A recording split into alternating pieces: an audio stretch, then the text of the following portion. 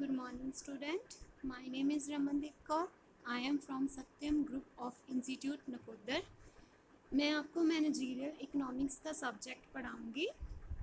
तो अगर आपको किसी भी टॉपिक में कोई कन्फ्यूज़न है, आपको कुछ क्लियर नहीं हुआ, तो आप मुझसे कांटेक्ट कर पूछ सकते हैं।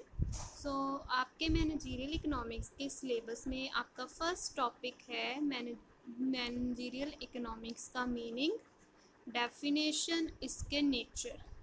तो आज हम इस वीडियो में इतना ही करेंगे। सबसे पहले meaning of managerial economics. Managerial economics जो है वो डील करता है, एक एप्लीकेशन होती है जो डील करती है बिजनेस की प्रॉब्लम को सॉल्व करने के लिए। जो बिजनेस में प्रॉब्लम्स आती हैं, तो मैनेजरियल इकोनॉमिक ऐसी एप्लीकेशन है जो उसको सॉल्व करने के लिए, बिजनेस की प्रॉब्लम को सॉल्व करने के लिए यूज़ की जाती है।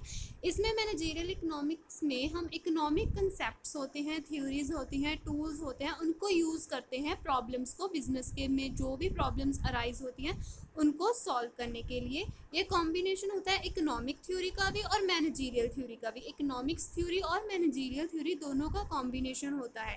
ये एक स्पेशलाइज्ड स्ट्रीम होती है जिसमें कि जो ऑर्गेनाइजेशन के इंटरनल इश्यूज मतलब जो ऑर्गेनाइजेशन के अंदर होते हैं। इन दो तरह के इश्यूज होते हैं, इंटरनल एंड एक्सटर्नल। बट ये मैनेजरियल इकोनॉमिक्स जो है वो इंटरनल इश्यूज, जो ऑर्गेनाइजेशन के अंदर जो इश्यूज अराइज होते हैं उनको सॉल्व करने के लिए इकोनॉमिक्स थ्योरी को इस्तेमाल कर उनको सॉल्व करती है। So definition है, managerial economics is a that branch of knowledge in which theories of economic analysis are used for solving business management problem and determination of business policy. Managerial economics एक branch है जिसमें क्या है कि जो theories को use करती है, इकोनॉमिक एनालिसिस की जो थ्योरी होती है उनको यूज़ करती है बिजनेस की जो प्रॉब्लम्स, जो बिजनेस में जो भी हमारे बिजनेस में कोई भी प्रॉब्लम्स अराइज होती है तो उसको सॉल्व करती है। और डिटर्मिनेशन ऑफ बिजनेस पॉलिसी, जो बिजनेस की नई नई पॉलिसीज होती हैं उनको भी बनाने में हेल्प करती है managerial economics. So next is nature of managerial economics. First is nature में फीचर्स को, अगर फीचर्स आ जाएं, करेक्टरिस्टिक्स आ जाए, नेचर आ जाए, तो ये तीनों सेम है। तो आपने अगर पेपर में आपको आता है तो आपने यही लिखना है। Art and science, first is art and science. It requires a lot of logical. ये आर्ट क्यों है? क्योंकि जब हमने कोई भी डिसीजन मेकिंग लेनी है, कोई भी प्रॉब्लम सॉल्व करनी है, तो उसके लिए हमारे अंदर, एक मैनेजर के अंदर एक क्रिएटिव स्किल्स हो, एक थिंकिंग, लॉजिकल थिंकिंग हो, जिससे क्या है वो प्रॉब्लम को सॉल्व कर सके।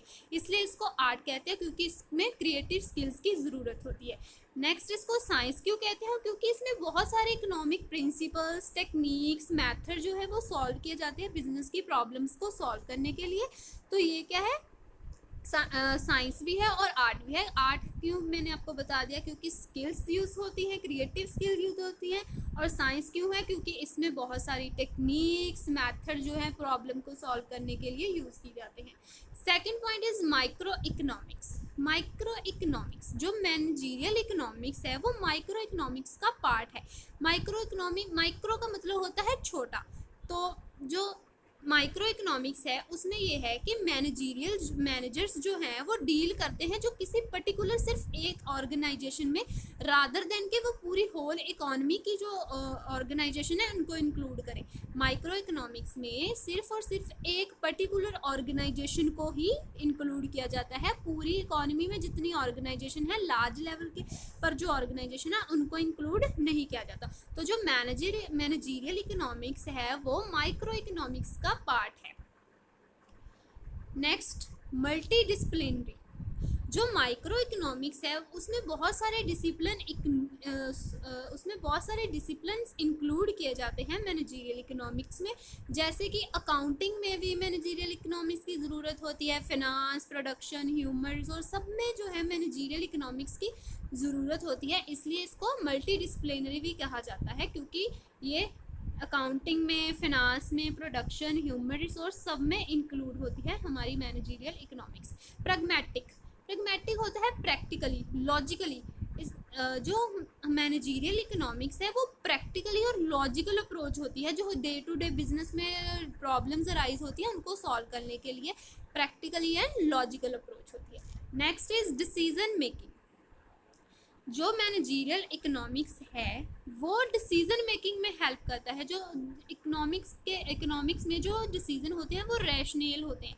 तो जो मैनेजरियल इकोनॉमिक्स है, जो मैनेजर्स है उन्होंने जो डिसीजन लेना है प्रोडक्शन के बारे में, फाइनेंस के बारे में कि फाइनेंस हमने कहाँ से लेना है, इन सब में से क्या है कि जो मैनेजरियल इकोनॉमिक्स है उनकी हेल्प करती है सारे तरह के डिसीजन लेने के। चाहे कोई पॉलिसीज़ बनाना हो, कोई प्रोडक्शन का काम करना हो, कोई भी काम करना हो, तो मैनेजरियल इकोनॉमिक्स जो है वो हमारे मैनेजर्स को हेल्प करती है डिसीजन लेने में। Next is optimum use of resources. Managerial economics जो है वो मैनेजर्स को हेल्प करती है कि जो हमारे ऑर्गेनाइजेशन के रिसोर्स हैं, चाहे वो ह्यूमन रिसोर्स है चाहे वो नॉन ह्यूमन रिसोर्स है। ह्यूमन रिसोर्स वो होते हैं जैसे कि ह्यूमन बींग्स जो एम्प्लॉयज़ होते हैं कंपनी के, और नॉन ह्यूमन रिसोर्स वो होते हैं जैसे कि किसी ऑर्गेनाइजेशन अपनी प्रोडक्शन के लिए उसको किसी सामान की ज़रूरत है, रॉ मटेरियल जैसे हो गया, वो हमारे नॉन ह्यूमन रिसोर्सेस आ जाते हैं। तो मैनेजरियल इकोनॉमिक्स मैनेजर्स को हेल्प करती है इन दोनों रिसोर्सेज को एफिशिएंट वे से कैसे यूज़ करना है, उनकी कोई वेस्टेज ना हो। So next point is dynamic. जो मैनेजरियल इकोनॉमिक्स होती है उसमें क्या है, ह्यूमन बीइंग के साथ डील करना होता है, पर्सनस के साथ, इंडिविजुअल के साथ, जैसे कस्टमर के साथ डील करना है, हमारे एम्प्लॉयज़ हैं उनके साथ डील करना है। तो नेचर हर पर्सन का डिफरेंट टू डिफरेंट होता है, हर एक पर्सन एक जैसा नहीं होता। किसी पर्सन की चॉइस किसी और तरह की है, किस पर्सन की प्रेफरेंस और है। तो जो मैनेजरियल इकोनॉमिक्स है उसमें जो इन्वामेंट को भी देखा जाता है। जो इन्वामेंट कंडीशंस हैं हमारे वो भी चेंज होती रहती हैं, गवर्नमेंट की पॉलिसीज़ चेंज होती रहती हैं। सो जो मैनेजरियल इकोनॉमिक्स है वो अडेप्टेबल होना चाहिए कि जैसे जैसे चेंज आ रहा है तो मैनेजर्स ने क्या करना है कि उन्होंने अपनी पॉलिसीज़ एंड रूल्स जो हैं वो अपने कॉम्पिटिटर के अकॉर्डिंग, अपने कस्टमर्स के टेस्ट प्रेफरेंस के अकॉर्डिंग, इन्वायरमेंट के जैसे पॉलिटिकल हैपनिंग्स हो जाती हैं उनके अकॉर्डिंग, गवर्नमेंट की पॉलिसीज़ के अकॉर्डिंग, बिजनेस जो मैनेजर है, बिजनेस के मैनेजर्स हैं, उन्होंने क्या करना है अपनी पॉलिसीज़ एंड रूल्स उसी अकॉर्डिंग चेंज करने हैं। इसलिए इसको डायनेमिक बोलते हैं। डायनेमिक का मतलब होता है चेंजिंग, जो चेंज होता रहता है। सो आज की वीडियो में आपका इतना ही है। आपने जो भी, आपको अगर कोई पॉइंट समझ नहीं आया तो प्लीज़ आप मुझसे कांटेक्ट कर लीजिए। Thank you class.